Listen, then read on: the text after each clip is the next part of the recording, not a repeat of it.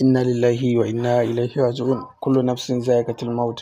Dukkanin wani mai rai lokaci ne kawai abin da ke jira ya tafi.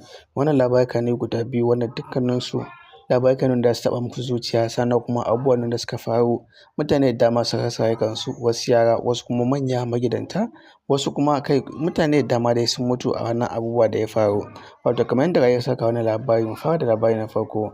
Haɗarin jirgin ruwa a garin Ringim da ke jihar Jigawa ya ci mutum kimanin 25 sun salwanta, an ceto 9 sannan an yi jana'izar mutum 4. Inna lillahi wa inna ilaihi raji'un. Allah ya gafarta musu kuma sannan waɗannan wanda suka mutu a cikin wannan ruwa suna cewa mutuwa a cikin ruwa tabbas shahada ce.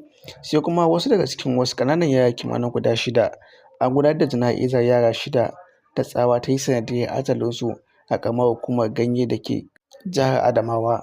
Can yara guda 6 wadda tsawa ta yi sanadiyyar rasuwarsu. Daman da ya bayyana cewa kowa da hanyar da Allah zai ɗauki rayuwar shi sannan kowa da hanyar da zai kuma ga Allah subhanahu wata'ala. Waɗannan yara da suka rasu Allah ya ji ƙansu sannan Allah ya gafarta musu, Allah ba iyayensu juriyar haƙurin rashin su kuma Allah ya sa aljanna ce makomarsu. Su ma mutum kimanin 25 wanda aƙalla a yanzu an yi jana'izar kimanin mutum 4. Sai mu sa addu'a cewa Allah ya ji ƙansu, Allah ya gafarta musu sannan kuma Allah ya kiyaye gaba. Ya kamata ce gwamnati ta ɗau mataki domin gyara hanyoyin ruwa saboda wucewar mutane da kuma irin faruwar wannan lamari da mutane da dama suke salwanta da kuma rasa rayukansu.